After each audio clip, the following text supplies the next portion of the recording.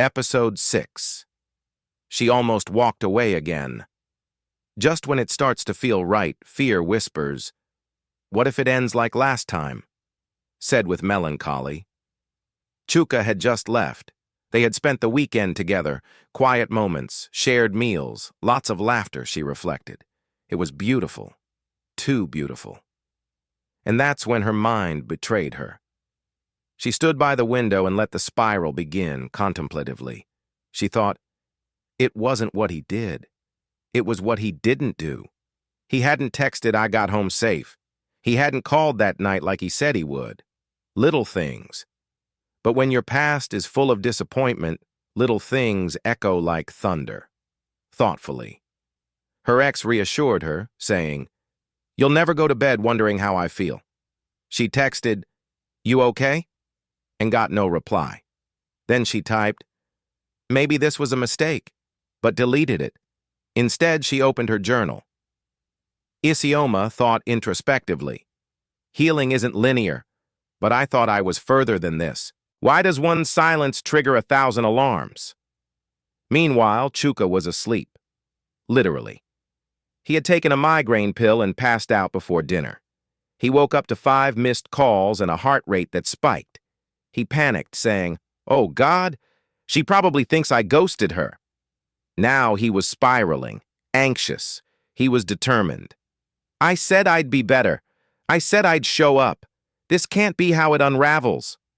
He got in his car and drove to her house. Apologetically, Chuka said, "I didn't forget you. I didn't run. I was sick. That's it." Isioma replied quietly, "I know. I didn't know how to believe that."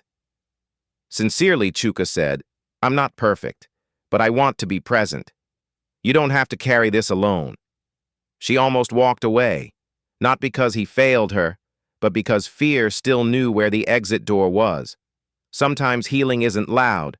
Sometimes it's just staying. Even when you're scared, the bravest thing love asks of us is to stay, even when our instincts scream run. In the next episode of Red Flags and Roses, a night meant to be ordinary turns into something unforgettable, as desire and tenderness collide in a way neither of them expected. Episode 7.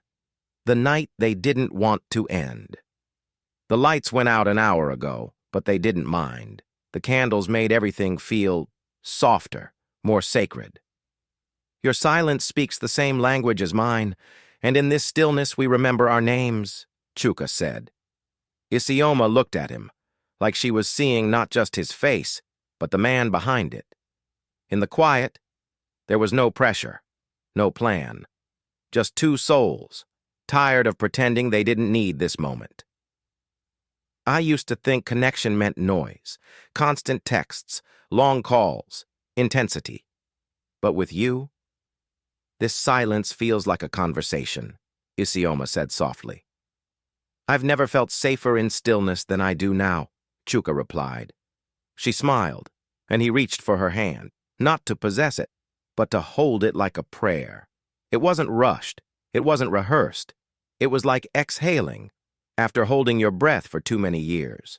Fingers tangled, breathing slowed, then deepened. Clothes didn't fly off, but barriers did. This wasn't just a kiss. It was surrender. To trust, to warmth, to possibility.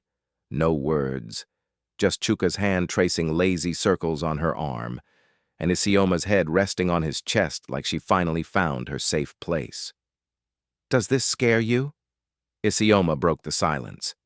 "Only because it feels like everything I didn't know I needed," Chuka whispered.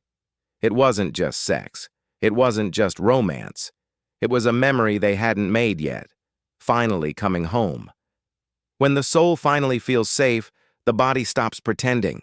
In the next episode of Red Flags and Roses, just when the rhythm starts to feel right, life throws a curveball, one that brings both pain and perspective. Episode 8. When pain and pleasure collide. Love is a paradox. It's warm, but terrifying. It heals, but also exposes. And sometimes the most tender moments are followed by the storms we didn't see coming. She's humming. Chuka is making tea. There's laughter, lightness. But then, his phone rings. He silences it. Once. Twice. "You can take it," Isioma said, curious. "It's my ex. She calls sometimes when she's overwhelmed." Chuka sighed. Isioma asked, "Does she still rely on you?" "Not in that way, just co-parenting stuff, I think," Chuka replied. It wasn't jealousy, it was uncertainty, the residue of years spent playing second place, resurfacing. Isioma watches from the window. He paces, nods, smiles faintly, too faint, and her heart, once calm, begins to question. "Are we okay?" Chuka asked. "I don't want to be in a triangle again. Even if it's emotional," Isioma said. Chuka paused and said, "You're not, but I get why it feels that way." He sits beside her, takes her hand. "You don't have to compete with my past. You're the only thing in my present I don't want to lose," Chuka assured her. Tears build in her eyes, but she says nothing. Instead, she leans into him, and he holds her, like pain and pleasure were dancing. It's slow, purposeful, healing. They don't talk much. Their bodies do. She brushes his hair from his face and whispers, "Please don't hurt me." He stirs slightly and pulls her closer in his sleep. True intimacy is when your scars meet mine, and we both stay. In the next episode of Red Flags and Roses, Chuka opens up about a childhood pain he's never shared, and the love they're building finds new roots in vulnerability. Episode 9. She became his safe space.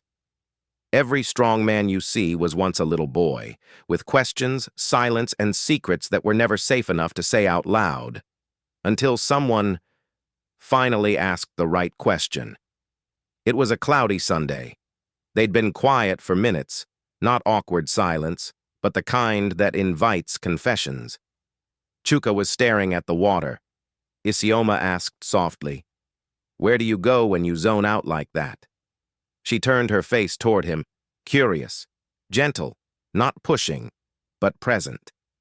After a pause, Chuka whispered, "To a house where I never cried." Isioma asked, "Why didn't you cry?" Chuka, still staring ahead, said, "Because men in that house weren't allowed to be weak, not even boys." He had never said this before. Not to a therapist, not to friends. Only silence had known this truth, until now. He remembered his mother yelling in the background. He was gripping a toy, eyes filled with tears. He wanted to run in and cry. His father said, "Tears are for the weak. Go fix your face." He never cried again. She didn't speak. She just squeezed it. Chuka, still whispering, said, "Sometimes I get scared when I feel too safe, because I never knew what safety meant growing up." Isioma replied, "Well, you're here now, and I'm not going anywhere." In her arms, he didn't need armor. In her silence, he found sound. She didn't fix him. She simply stayed, while he learned how to heal. They shared a simple meal, nothing fancy, but every gesture said, "I trust you." After dinner, they danced in the living room. No music, just their breathing, syncing like a soft rhythm. Chuka asked, "Do you know what you are to me?" Isioma said, "Tell me." Chuka said, "You're the first place I've ever rested without flinching." She didn't cry, but her heart did. The right person doesn't just hold you, they hold space for you to unfold. In the final episode of Red Flags and Roses, Season 4, Chuka is faced with a life-changing decision, and Isioma must choose between protecting her peace or opening herself fully to a future she never imagined. Episode 10, The Woman Who Waited. No more. Every love story has a beginning, but only some. Choose to become more. This is the story of a woman who waited, and a man who chose to stay. Chuka's name flashes across the screen, but this time her heart isn't racing. It's steady. "Isioma, can I come over? It's important," Chuka asked, anxious. "You never need to ask," Isioma replied softly. His hands are trembling, his eyes full of questions. "This was handed to me yesterday," Chuka said nervously. He gives her the envelope. She opens it.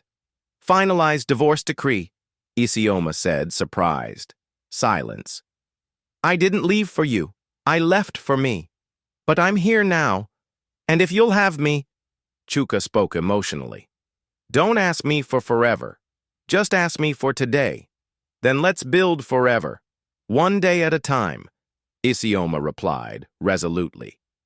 She waited. Not for a man. Not for validation. She waited for peace, for clarity, for the kind of love that didn't demand performance. Only presence. Chuka and Isioma are barefoot, walking along the shore. His daughter runs ahead, building sand castles. Isioma helps her shape the towers. They laugh. They look like family. "You once told me you waited for someone who would stay," Chuka said thoughtfully. "And you told me you weren't perfect, but you were willing," Isioma said warmly.